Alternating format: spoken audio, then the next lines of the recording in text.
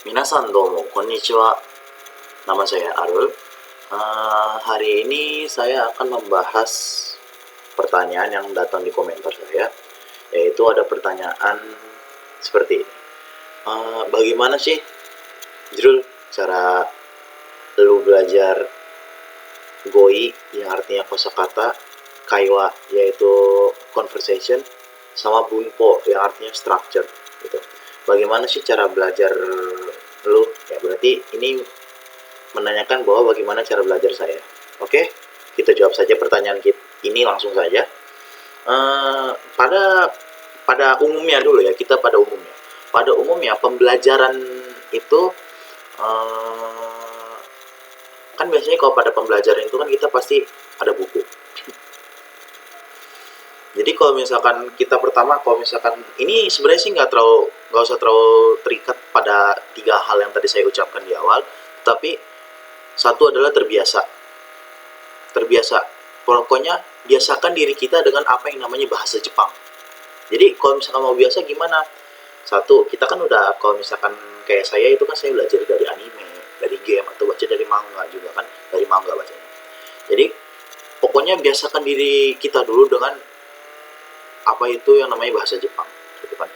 Biasakan diri dengan bahasa Jepang. Nanti pasti setelah perlahan-lahan itu nanti terbiasa.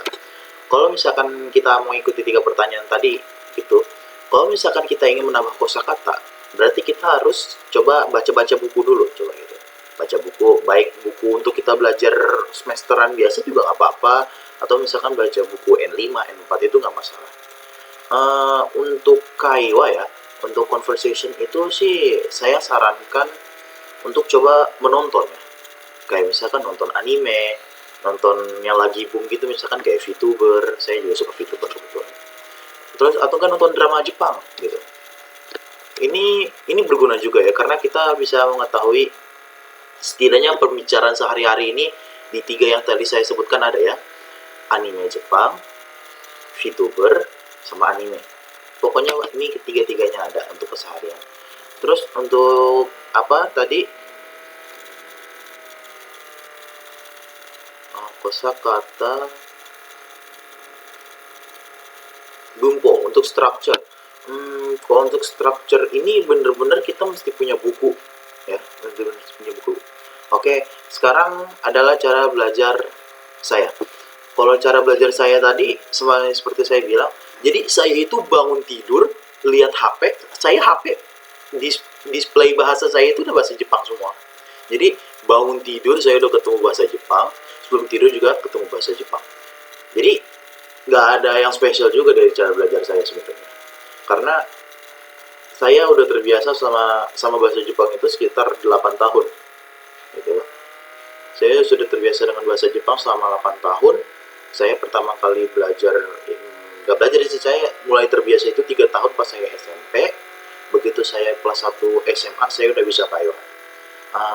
Oke, pertanyaannya cukup sampai di sini saja. Semoga apa yang tadi saya sebutkan di atas tadi itu bisa menjadi apa, contoh, bukan contoh apa sih, bisa menjadi jalan ya. Yang bener-bener paling terakhir, kalau misalkan mau belajar bahasa Jepang atau mau belajar apapun, kita harus punya guru. Itu aja saran saya. Anda harus punya guru, karena kalau misalkan kita belajar tapi nggak ada guru, meskipun kita bisa, pasti nanti suatu saat bakal kelihatan berantakan gimana. Oke, itu saja pesan dari saya. Goodbye. Jangan.